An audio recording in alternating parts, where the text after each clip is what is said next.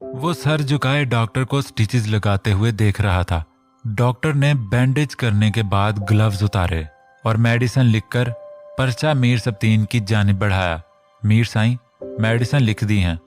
जख्म काफी गहरा है, कुछ दिन एहतियात करना होगी। प्रॉपर मेडिसिन लेंगे तो जल्द जख्म भर जाएगा। डॉक्टर साहब हिदायत दे रहे थे। मीर सजावल बेजारी से उठकर बाहर निकला और गाड़ी में बैठ गया। कितना समझाया था, पर ओवर एक्ट करने की क्या जरूरत थी। तुम भी अजीब इंसान हो। मीर सब्तीन उसके बराबर बैठते हुए खफगी से बोला। ताने तछने की हद तक तो ठीक है, मगर वो शादी के दूसरे ही दिन तलाक की बातें कर रही है।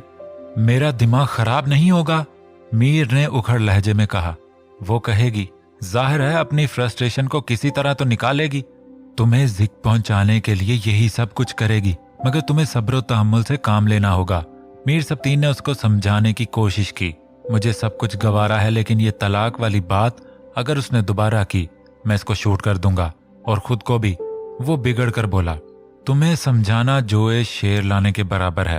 अब जल्दी से तैयार होकर नीचे आ जाओ। वो लोग हवेली पहुंच चुके थे। मीर ने हंकारा भरा और गाड़ी से उतरकर तेजी से अंदर चला गया। मीर को जरताज की फिक्र सता रही थी, जो उसके जारहाना रवैये पर खौफजदा हो गई थी। वो रूम में पहुंचा तो जरताज सोफे पर सर झुकाए बैठी थी। उसकी आंखों से आंसू जारी थे। मीर धीरे कदमों से चलकर उसके पास आया और दो जानों जमीन पर बैठ गया। आई एम सॉरी, मुझे माफ कर दो।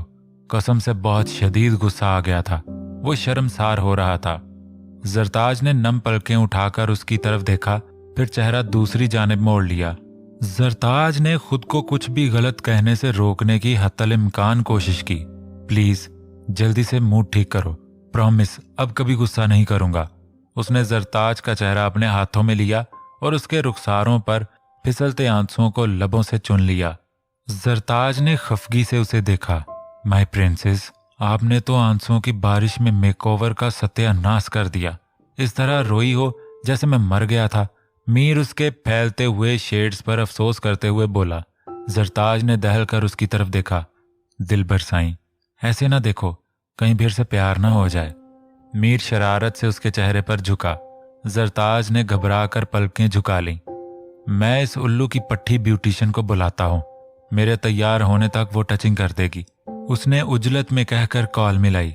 जरताज तासुफ से उसके खून आलूद कपड़ों को देख रही थी।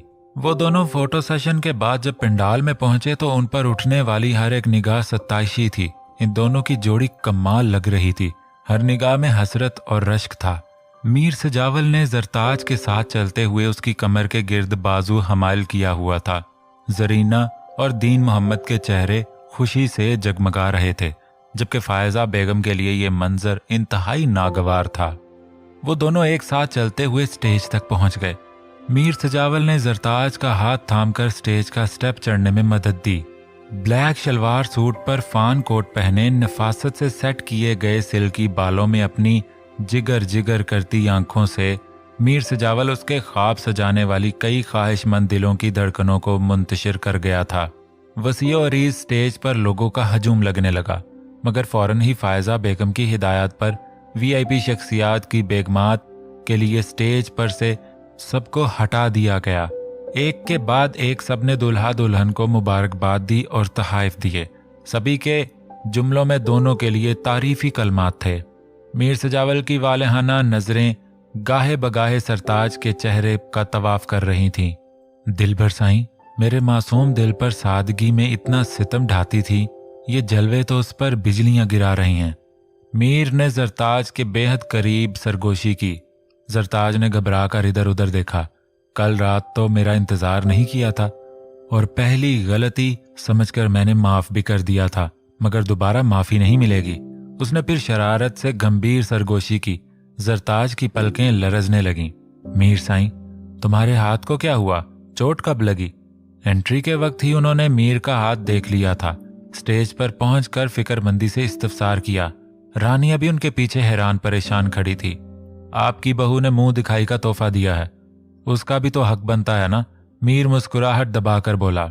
हद हो गई, माँ को कितना सताओगे? उसके पीछे खुद तो पागल हो रहे हो, साथ हमें भी कर रहे हो।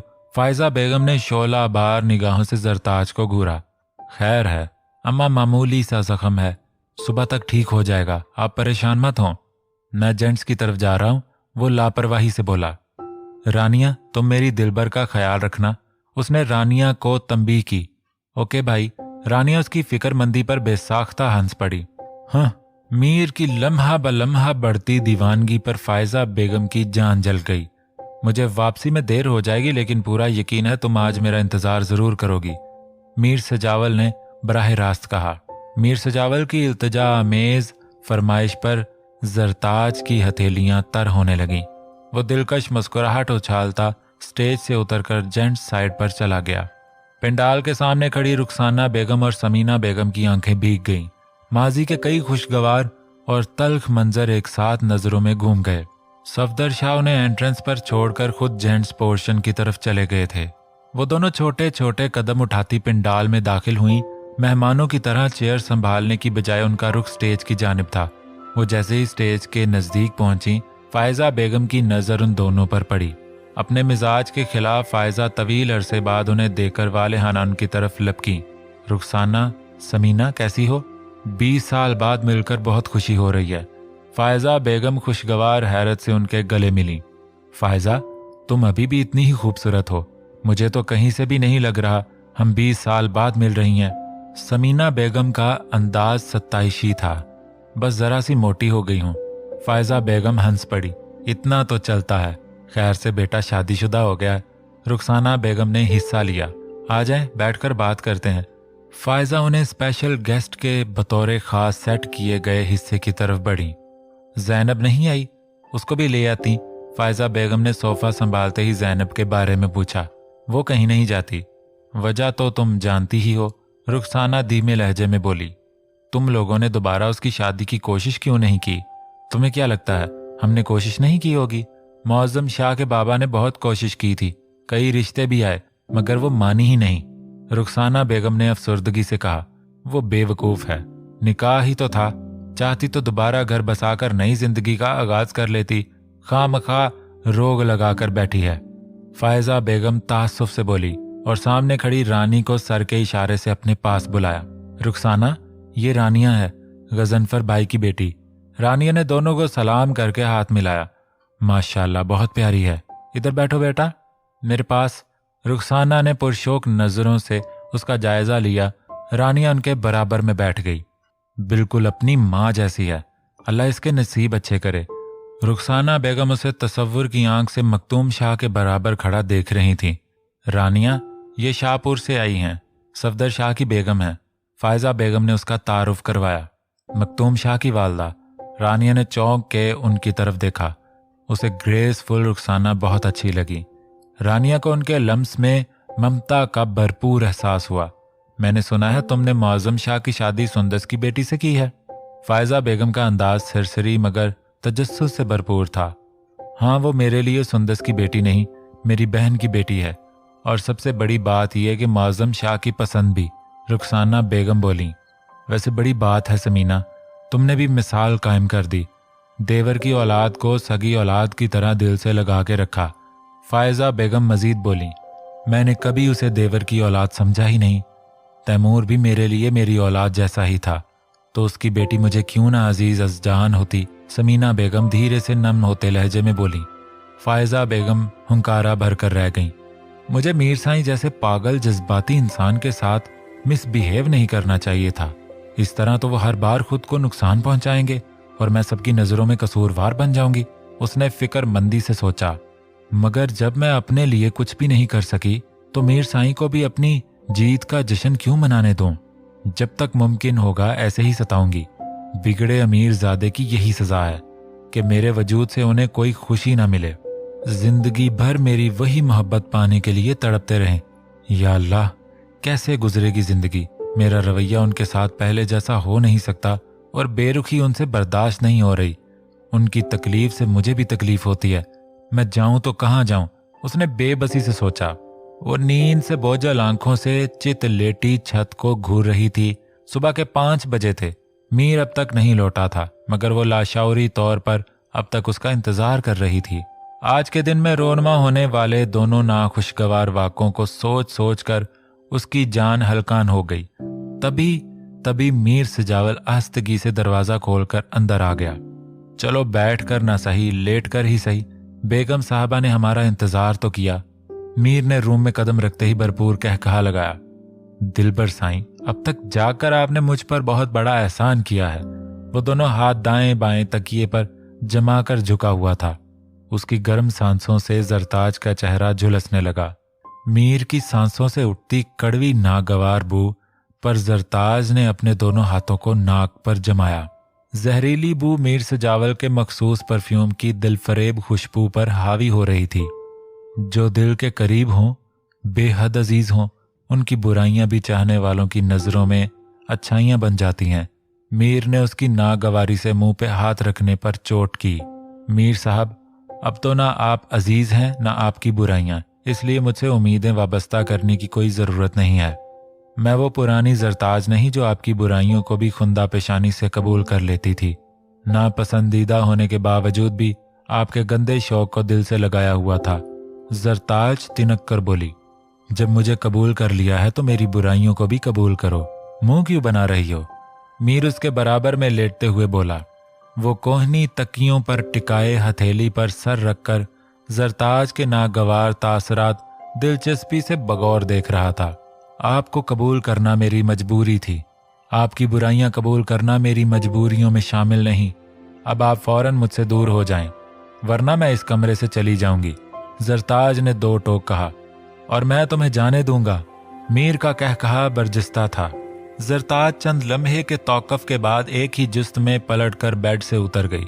मीर सजावल हैरान होता हुआ बेड से उतरा, मगर बुरी तरह लड़खड़ा गया। उस पर मदहोशी तारी हो रही थी और जरताज का गुरेज उसे शदीद झुंझलाहट में मुब्तला कर रहा था। वो गुस्से को कंट्रोल करता हुआ आगे बढ़ा।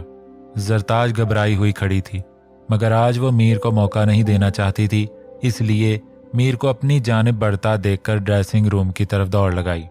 मीर ने उसका इरादा भांप लिया। वो लंबे लंबे ढग भरता फुर्ती से उस तक पहुंचा और झटके से उसकी कलाई पकड़कर अपनी तरफ मोड़ लिया।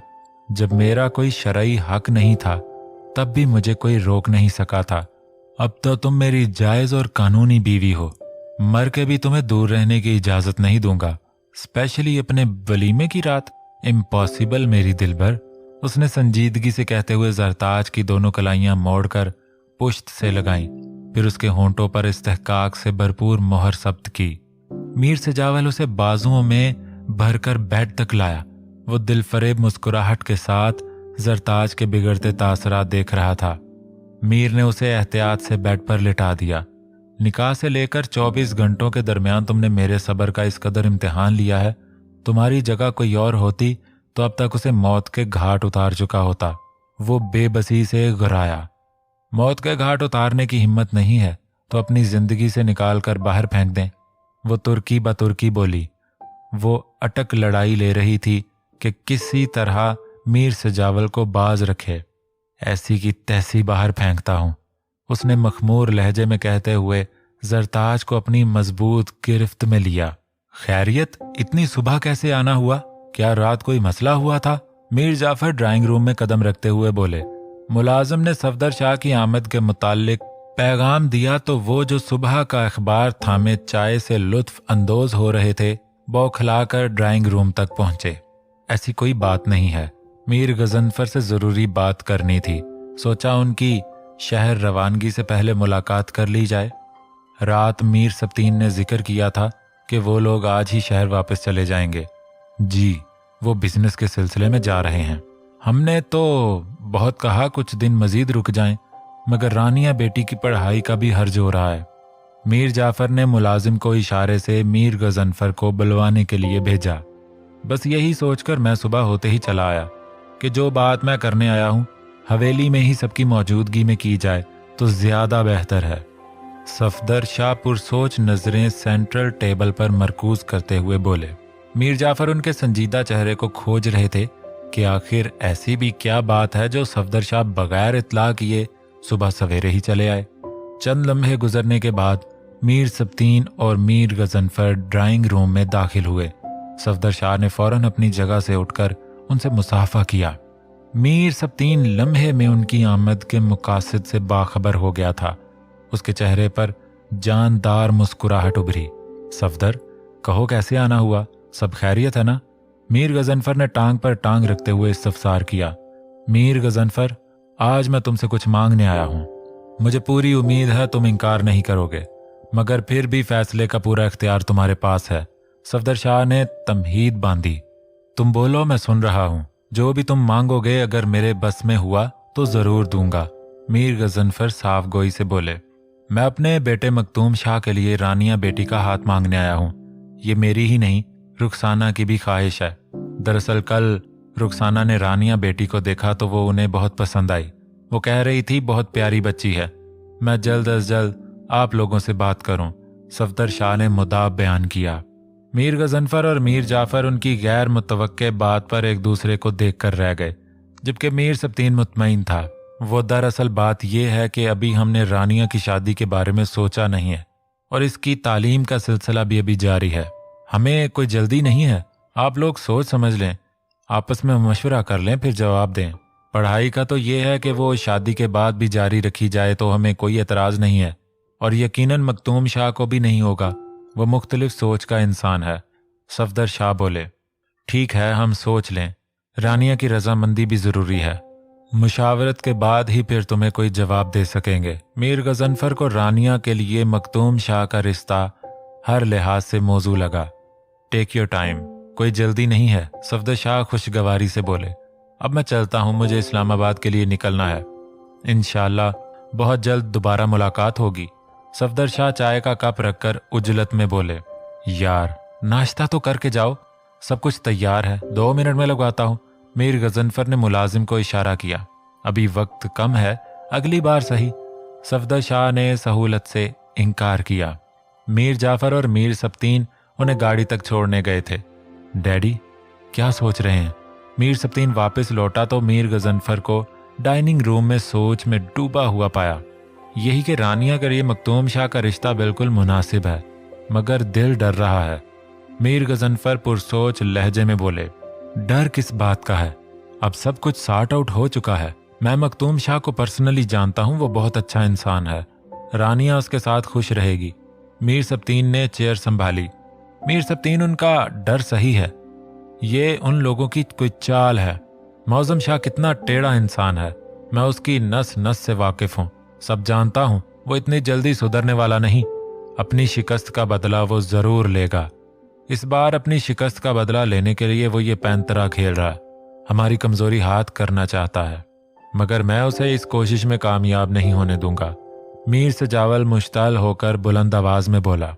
वो भी नाश्ते के लिए जरताज का हाथ थामे डाइनिंग रूम में पहुंचा था। उसने दरवाजे पर रुककर उनकी बातें सुन ली थीं।